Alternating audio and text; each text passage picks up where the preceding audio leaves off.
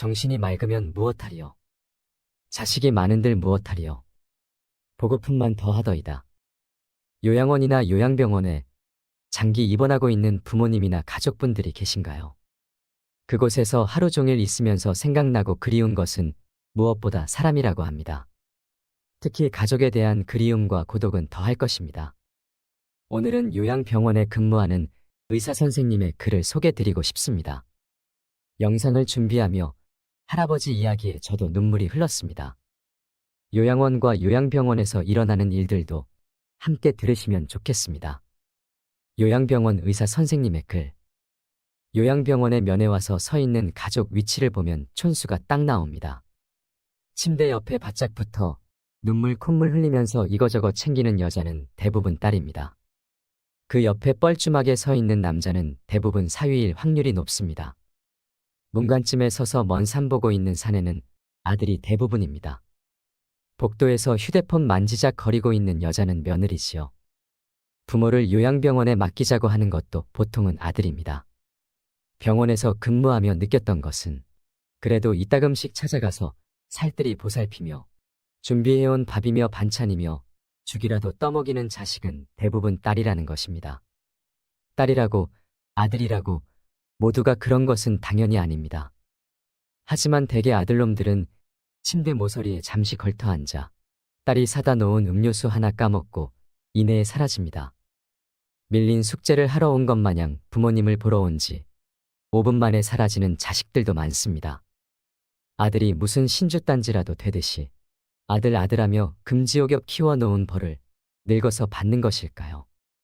아들에게 남은 재산 다 물려주고 길바닥은 모면했지만 요양병원에 나앉은 노인들을 보면서 나는 많은 생각을 했습니다. 그래도 당신에게 그런 딸이 곁에 남아있어서 다행이라고 해야 할까요? 딸 하나, 열아들 부럽지 않은 세상이라는 말에 지금은 어느 정도 동의하게 되었습니다. 오늘도 요양병원에 갇혀 병원의 강요가 규칙이라는 명목으로 둔갑하고 내 의지와 삶을 송두리째 뺏겨버린 이들을 봅니다.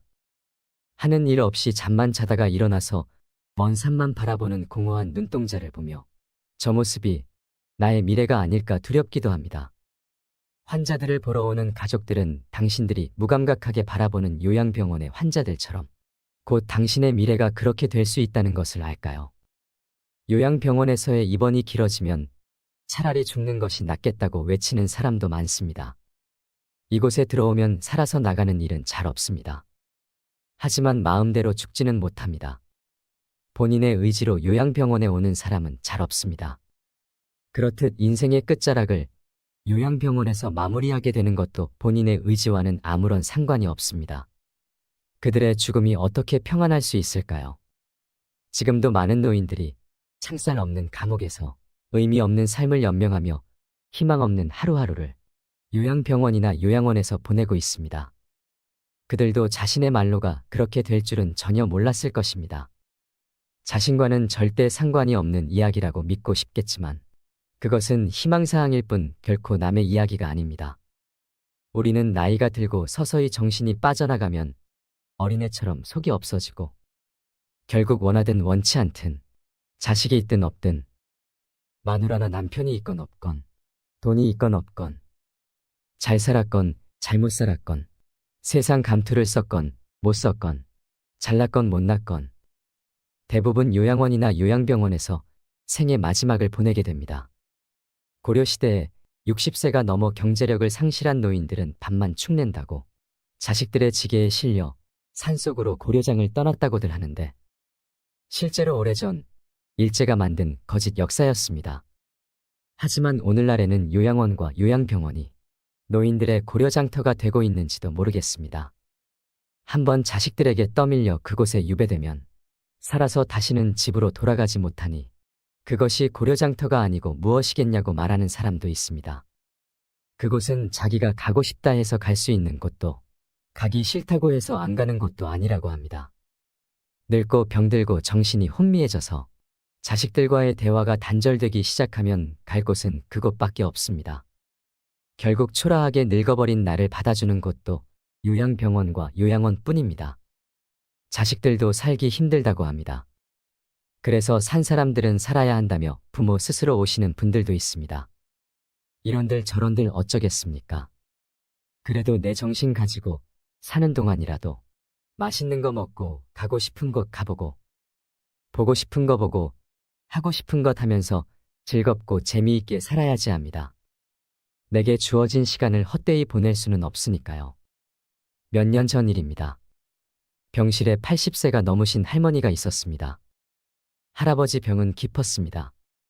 할머니는 성경을 읽으며 지극정성으로 할아버지 곁을 지켰습니다. 오늘은 어쩐 일인지 아침 저녁으로 할아버지 가족들이 병실을 다녀갔습니다. 내 아버지 이번엔 못 일어나신다. 이제는 화장실 걸음도 못 하신다. 조금 전에도 의사가 호수로 오줌 빼주고 갔다. 할머니는 눈물을 글썽이며 아들에게 말했습니다. 아들은 아무 말이 없었습니다. 그날 저녁 할아버지의 막내딸이 병실로 찾아왔습니다. 지방에서 올라온 막내딸은 할아버지 손을 잡고 한참을 울었습니다. 할아버지는 미동도 않은 채 말이 없었습니다. 막내딸은 3일 동안 할머니와 함께 병실에서 잠을 잤습니다. 아빠, 나 이제 가봐야 해. 아빠하고 같이 있고 싶은데 그럴 수가 없어. 김서방 출근도 시켜야 하고 아이를 학교도 보내야 해. 그녀는 울먹이며 늙으신 아버지 가슴에 얼굴을 묻었습니다. 아빠, 옛날 일 기억나? 아빠하고 나하고 매일 들길을 걸어서 학교 갔었잖아. 여름 장마 때면 아이들은 잔뜩 푸른 개울물 앞에서 늘 아빠를 기다렸어. 아빠는 아이들을 한 명씩 한 명씩 가슴에 안아 개울물을 건너주었지. 아빠는 아이들에게 사랑이 많은 선생님이었으니까. 아빠가 학교에서 숙직하는 날 기억나지? 엄마가 사준 도시락을 들고 내가 눈밭을 걸어서 아빠에게 갔던 날. 내 발바닥 꽁꽁 얼었다고 아빠가 따뜻한 배 안으로 내 발을 집어넣었잖아. 얼마나 차가웠을까. 막내딸은 울음을 삼키며 할아버지 가슴에 다시 얼굴을 묻었습니다. 딸의 울음소리에도 할아버지는 말이 없었습니다. 아빠, 나 이제 가야 돼. 꼭 다시 일어나야 돼. 아빠 꼭. 옆자리에 서 있던 할머니가 막내딸의 손을 끌었습니다. 어여 가거라. 어여, 아버지 다 알아들으셨을 게다. 할머니는 막내딸을 데리고 병실 밖으로 나갔습니다. 잠시 후 할머니는 눈물을 닦으며 병실 안으로 들어왔습니다. 조금 전에 나간 아이가 우리 막내딸이라오. 아버지 사랑을 많이 받고 자랐지요. 응석바지로 자라 지금도 아빠 아빠 하잖아요. 이제 제 아버지 눈이나 감으면 와야지 뭐. 아버지를 끔찍이 좋아했는데 아버지 얼굴을 마지막으로 본다고 생각하니 얼마나 슬펐을까요? 바로 그때 할아버지 목소리가 들려왔습니다. 임자. 할아버지는 가쁜 숨을 몰아쉬며 일으켜달라고 했습니다. 할머니와 나의 부축을 받으며 할아버지는 한 걸음 한 걸음 창가 쪽으로 걸어갔습니다. 할아버지는 힘겨운 숨을 고르며 창밖을 살폈습니다. 창문 밖 멀지 않은 곳에 정문 쪽으로 걸어가는 막내딸의 뒷모습이 보였습니다. 할아버지는 힘겹게 오른팔을 들었습니다. 유리창 너머로 보이는 딸의 뒷모습을 어루만지며 할아버지는 차디찬 유리창만 계속 쓰다듬었습니다. 딸을 향해 마지막 인사를 하는 할아버지의 눈가로 눈물이 가만 흘러내렸습니다. 그리고 딸을 다시는 보지 못하고 할아버지는 눈을 감았습니다. 향년 86세.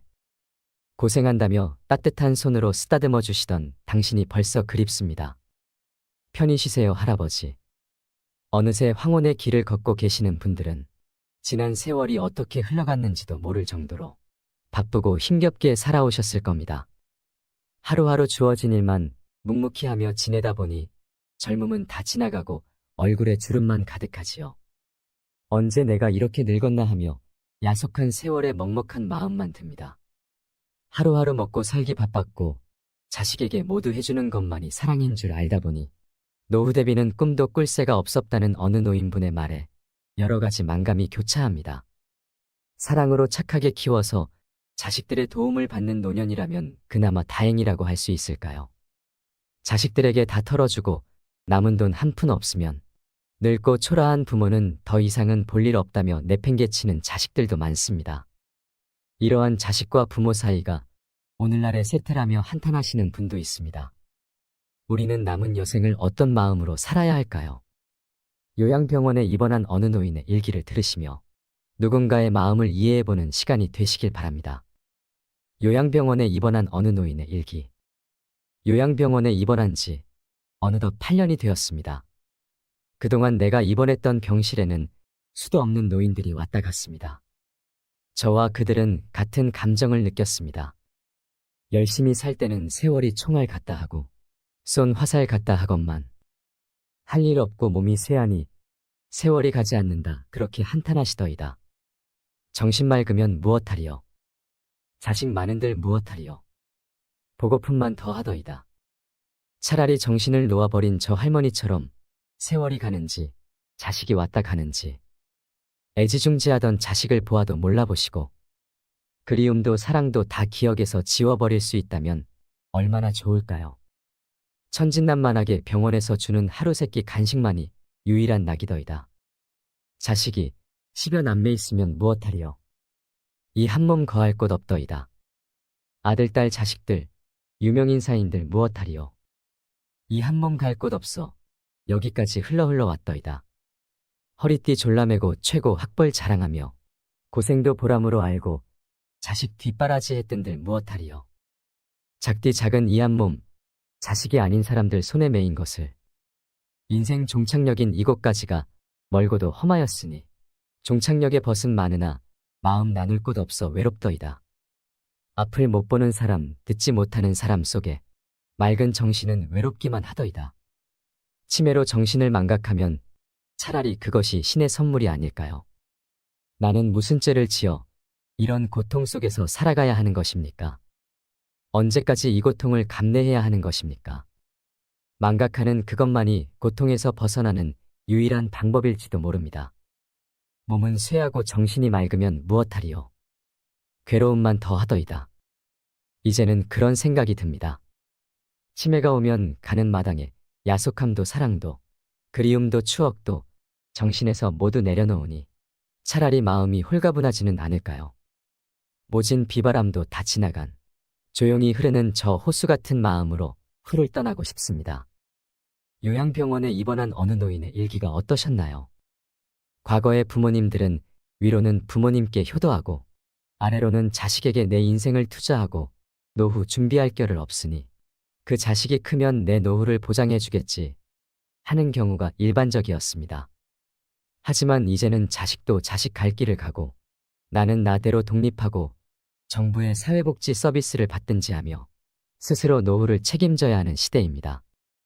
자식에게 모든 것을 해주고 싶은 것이 부모 마음이라지만 나의 노후 독립에 필요한 만큼은 꼭 남겨두어야 합니다. 경제적 독립, 신체적 독립, 정신적 독립을 꼭 이루셔야 합니다. 연금 타고 퇴직금 타는 족족 다 큰 자식들 뒷바라지 하느라 허리가 휘고 그것도 모자라 더 많은 요구를 하는 자식들이 참 많습니다. 물론 자식에게 끊임없이 바라는 부모들도 많지요. 서로가 독립하지 못하면 함께 비참한 꼴이 될 뿐입니다. 빈털터리가 된 부모들은 길거리에 몰리고 있습니다. 자식이 부모와 손절하는 방법에 대한 유튜브 영상은 수백만 회를 찍고 있습니다. 우리는 왜 이렇게 냉정해져야만 했을까요? 사랑하며 살기도 모자란 세월에 왜 서로에게 상처가 되어야만 했을까요? 이 현실은 남의 이야기가 아닌 바로 우리들의 이야기입니다. 노년의 외로움에 대한 이야기를 조금 더 하고 싶은데요. 실제로 요양원이나 요양병원에 근무하시는 분들에게 언제가 제일 힘드냐고 물어보면 명절이라고 합니다. 명절이 다가오면 입원해 계시는 노인분들이 기대를 엄청나게 한다고 합니다. 딴 때는 안 오더라도 명절 때는 찾아오겠지 하는 겁니다. 그래서 간병인 분들이 보호자들 오기 전에 머리 손질도 해드리고 옷도 깨끗이 입혀드리고 전날 목욕도 다 해서 준비하고 있는데 명절임에도 불구하고 연락은커녕 아무도 안 찾아오시는 분들도 많다고 합니다. 수년이 지났는데도 가족들이 찾아오지 않은 분들은 볼 때마다 마음이 아프다고 하는데요. 거의 방치해두고 있는 셈입니다. 처음에 보호자가 부모님을 맡기면서는 금방 데리러 오겠다고 하고 가서는 마냥 기다리게만 되는 상황이 오니까 환자분들은 얼마 안 있으면 퇴원한다고 했는데 왜 자꾸 길어지냐고 우시는 분들도 있다고 하지요. 그럴 때마다 직원들이 해줄 수 있는 것은 마냥 기다리세요 라는 말뿐입니다. 어르신의 부탁으로 가족들에게 전화를 하면 싫어하는 가족들이 많기 때문입니다. 실제로 왜 전화를 했냐며 호통을 치시는 분들도 있다고 하지요. 명절에 가족들이 찾아와서 맛있는 거 같이 나눠 먹고 하는 분들은 그곳에서는 상류층이라고 합니다. 다른 분들의 부러움을 사지요. 반면에 더 안타까운 것은 누가 봐도 외롭고 쓸쓸한 어르신인데 부러움이라는 감정도 잃어버리신 분들입니다. 맡았던 환자분 중에는 중증 치매에 눈이 안 보이시는 분이 있었는데 명절에 혼자 앉아서 너무 지루하니까 침대에서 어린아이처럼 발을 동동동 장난치면서 혼자서 노셨다고 하는데요. 그 모습을 보며 사랑스럽기도 하면서 참 안타까운 마음도 들었다고 합니다. 마음이 짠해서 입에다가 약과를 넣어드리면 그걸 다 드시고서는 아, 또 먹고 싶다. 빨리 먹어서 너무 아까워서 눈물이 나네. 하셨다고 합니다. 어떤 분들은 죽음을 앞두시고 연명치료를 안 한다고 해서 곡기를 끊고 15일을 넘게 계셨는데 정말 누구를 기다리고 있나 생각될 정도로 눈을 감지 못하시더랍니다. 그러다 자식이 오고 나서야 돌아가셨다고 합니다. 이분들의 모습이 그저 남의 일처럼만 느껴지시나요? 노년을 불행하게 만드는 적은 건강보다 외로움이라고 하지요. 우리 주변만 보더라도 요양원이나 요양병원에 가족들을 두고서 먹고 살기 바쁘다는 핑계로 내 몸 편히 누일 시간 없이 팍팍한 삶을 살아가다 보니 자주 찾아뵙지 못한 경우도 있을 것입니다. 돌아가시고 나서 나중에 후회하면 무슨 소용일까요? 돌아가신 분은 말이 없습니다. 그리고 사라진 빈자리에는 온기가 없습니다. 부모님께 잘해드려도 돌아가시면 못한 것만 생각난다고 합니다. 그러니 더더욱 지금 내 옆에 사랑하는 사람이 있다면 한 번이라도 따뜻한 손을 맞잡으셨으면 합니다. 사랑한다고 말하고 서로의 눈동자에 내 모습을 담으며 소중한 마음을 나누는 것이 더 중요합니다. 저는 요즘 나이가 들수록 대화할 수 있는 가족과 벗이 있다는 것에 감사하며 살아야겠다는 마음이 듭니다. 볼 수도 만질 수도 없는 것이 사람 마음이라고 하지만 사람을 움직일 수 있는 것은 결국 진실한 마음입니다. 외롭다는 느낌은 사람과 사람의 피부가 닿느냐 안 닿느냐에 따라서 많이 차이가 난다고 합니다. 오늘은 부모님 옆에 앉아서 내가 어렸을 적 부모님께 받았던 사랑을 떠올려 보며 손발톱을 깎아드리는 건 어떨까요? 하나하나 손가락 발가락을 살피면서 부모님의 손발톱을 깎아드리는 것이 참 좋을 것 같다는 생각을 합니다.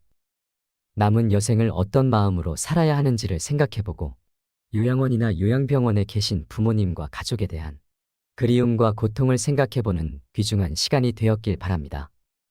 마지막으로 인생살이의 4가지 소중한 지혜를 나누고 싶습니다. 첫째는 재행무상입니다. 태어나는 것은 반드시 죽습니다. 형태 있는 것은 반드시 소멸합니다. 나도 꼭 죽는다라고 인정하고 세상을 살아가세요. 죽음을 감지하는 속도는 나이별로 다르다고 합니다. 청년에게 죽음을 설파한들 자기 일 아니라고 팔짱을 끼지만 노인에게 죽음은 버스 정류장에서 차를 기다림과 같나니 종교나 부모, 남편과 아내 누구도 그 길을 막을 수 없고 대신 가지 못하며 함께 가지 못합니다. 하루하루 촌음을 아끼고 후회 없는 삶을 사는 것. 이것이 죽음의 두려움을 극복하는 유일한 길입니다. 둘째는 회자정리입니다. 만나면 헤어짐이 세상사 법칙이며 진리입니다. 사랑하는 사람과 가족, 남편과 부인과 자식, 명예나 부귀영화를 영원히 움켜쥐고 싶지만 하나 둘 모두 내 곁을 떠나갑니다. 인생살이는 쉼이 없는 연속적인 흐름인 줄 알아야 합니다. 매달리고 집착하고 놓고 싶지 않는 그 마음이 바로 괴로움의 원인이며 만병의 시작이니 마음을 새털같이 가볍게 하는 지혜가 필요합니다. 셋째는 원증회고입니다. 세상을 살아가다 보면 미움과 증오와 스트레스가 가득합니다. 하지만 아무리 피하고 싶어도 미운 사람, 싫은 것, 바라지 않는 일은 반드시 만나게 됩니다.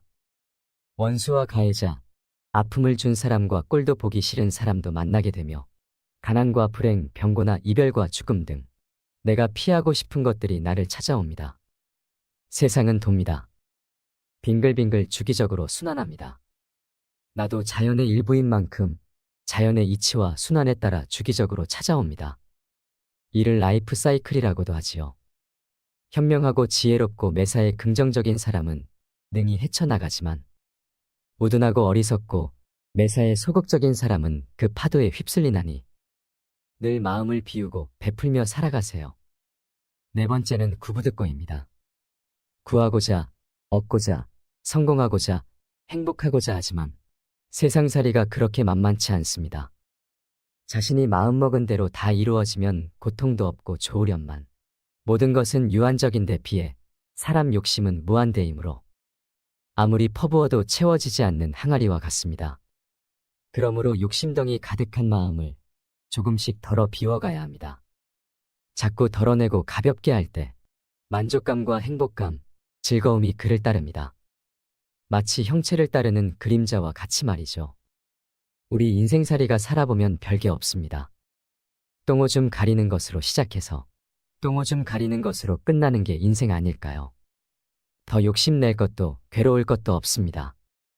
완벽할 수 없는 게 인간이고 인생입니다. 그래서 우리는 힘든 내 삶을 자신의 여건을 받아들여야 합니다. 바꿀 수 있는 게 아니라면 현재에 만족하며 살 수밖에 없습니다. 우리는 주위에 있는 많은 이들을 부러워만 하다가 세월을 보냅니다. 돈이 많아서 부럽고 잘생겨서 부럽고 집안이 좋아서 부럽고 능력이 좋아서 부러워하지요. 하지만 어쩌면 반대로 나를 부러워하는 사람도 많을 수 있음을 알아야 합니다. 우리가 보기에 모든 것을 다 가진 것 같은 사람도 사실은 완벽하지 못하고 불완전하고 부족함이 있을 것입니다. 내가 완전할 수 없는 것처럼 남도 완전할 수 없음을 알아야 합니다.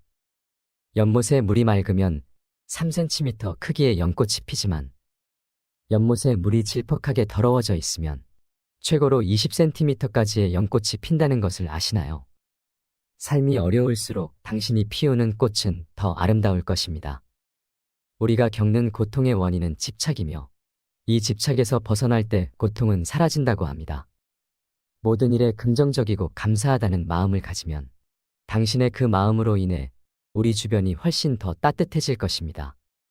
마음을 비우고 마음껏 행복하시길 바랍니다. 노인이 되어서도 밝은 미소를 잃지 마세요. 그것이 당신의 인생을 아름답게 만드는 최고의 비법이 될 것입니다. 세월 따라 가는 인생. 좋은 시절 다 보내고 이제 노을 진 언덕에 서서 생각하니 잘못 살아온 인생 회한만 남았더라. 50세엔 지천명이라 하늘의 명을 알 때가 되니 어느덧 미의 평준하라 미남 미녀나 추남 추녀가 따로 없게 되더라. 60세엔 이순이라 남의 말을 들어 그 뜻을 이해할 만하게 되니 학력의 평준하라 배운 놈이나 못 배운 놈이나 직장에서 쫓겨나기는 매 한 가지라. 70세엔 종심이라 마음 내키는 대로 마음 놓고 행동을 해도 탈이 없다고 하지만 건강의 평준화라 건강한 사람과 약한 사람의 구별이 없이 약봉지를 싸들고 다니긴 매 한 가지라. 80세엔 산수로 가릴 것이 없는 나이라지만 부의 평준화라 있는 놈이나 없는 놈의 구별 없이 돈을 못 쓰고 집에 틀어박혀 있기는 매 한 가지라. 90세엔 졸수라 살 만큼 살아서 여한은 없겠지만 그래도 미련이 남았을 텐데 생사의 평준화라 산 사람이나 죽은 사람이나 누워있기는 매 한 가지라. 100세는 상수라 하여 사람이 살 수 있는 최상의 수명을 누렸다지만 더 이상 희망이 없는 나이로 백약이 무효란다. 어떻게 하면 남은 여생이 자식에게 짐이 되지 않고 천덕꾸러기가 되지 않을지 고민하는 분들이 많습니다. 나이가 들면 몸도 마음도 건강한 사람이 가장 부자요. 건강한 사람이 가장 행복한 사람이요. 건강한 사람이 가장 성공한 사람이며 건강한 사람이 세상을 가장 잘 살아온 사람입니다. 오랜 시간 건강하게 사랑하는 이들과 함께 즐겁고 행복한 삶을 살기 위해 노력하며 풍요와 평안이 함께 하시기를 진심으로 소망합니다. 하루하루 스트레스 받지 말고 멋지게 살아가시길 바랍니다. 이상으로 인생 철학이었습니다. 철학이 있는 당신의 삶을 응원합니다.